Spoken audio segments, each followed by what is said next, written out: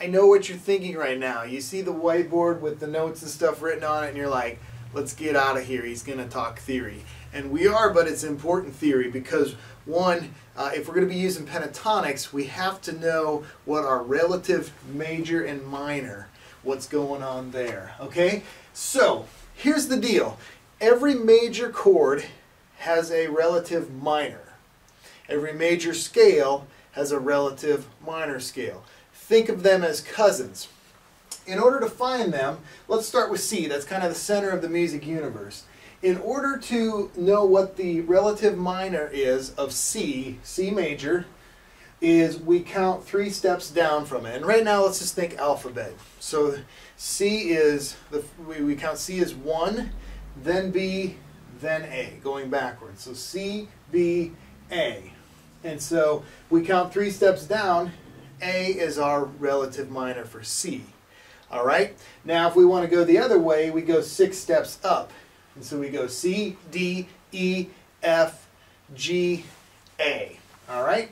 So that's how we arrive at what the major and minor, relative major and minors are. Now, let me show you some things of how they connect. First, let me show you what the C chord or the C triad is. The C triad is built on a root, a third, and a fifth. And so it's a C, an E, and a G. All right? Now an A minor is only 1 note away from that. And if we look at the A minor, the A is this. That's the root, the third, and the fifth. And so that's why when you move from a C to an A chord, they sound a lot alike. And in fact, in the progression, we talked about this as 6 steps up. This is called the 1 chord. This is called the 6 chord. So if you know Nashville numbers, which we aren't going to get into much here, whatever your 6 chord is, that's your relative minor to your root. All right? And often with the minor, let me take this 1 step further. With the minor, we see this often written as a minor 7th.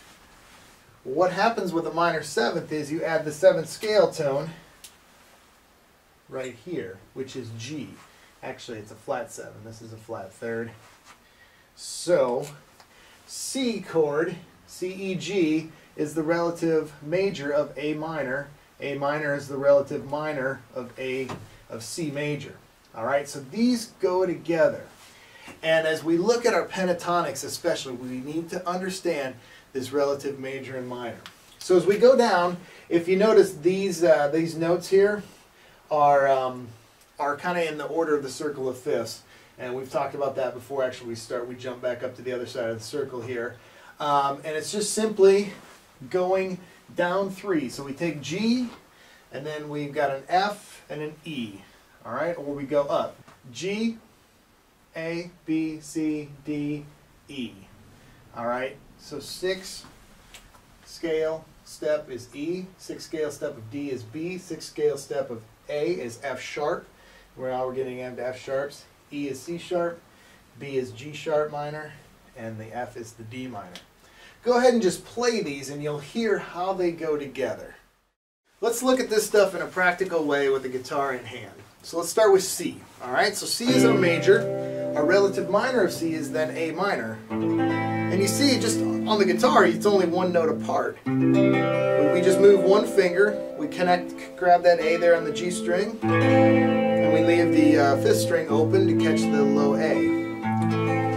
To make it even more closely related, let's add the 7th, which is a G, and here we just pull that 3rd finger off. So that's our A minor 7. By the way, 7ths, we've talked about this in other resources, but the minor 7th is actually just a way to soften up the minor chord so it's not quite so dark. A lot of pop music, rock music uses it, jazz uses it. So don't be scared to use it, it just can soften things up. So we go from the C and we simply replace the low C with an A. We keep the rest of the C in place. We've got a C, we've got an E, we've got a G, and then we have the A in the bass. It doesn't line up as this neatly on the guitar. If we had a piano, we could, but that's the cool thing about the guitar is it doesn't all lay quite right.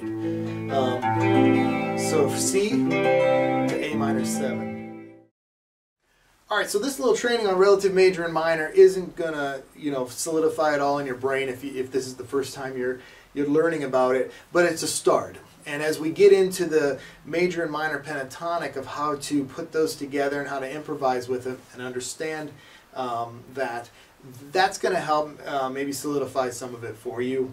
And then we also have some teaching on it in the supplemental stuff on the website. So let's go ahead and move on.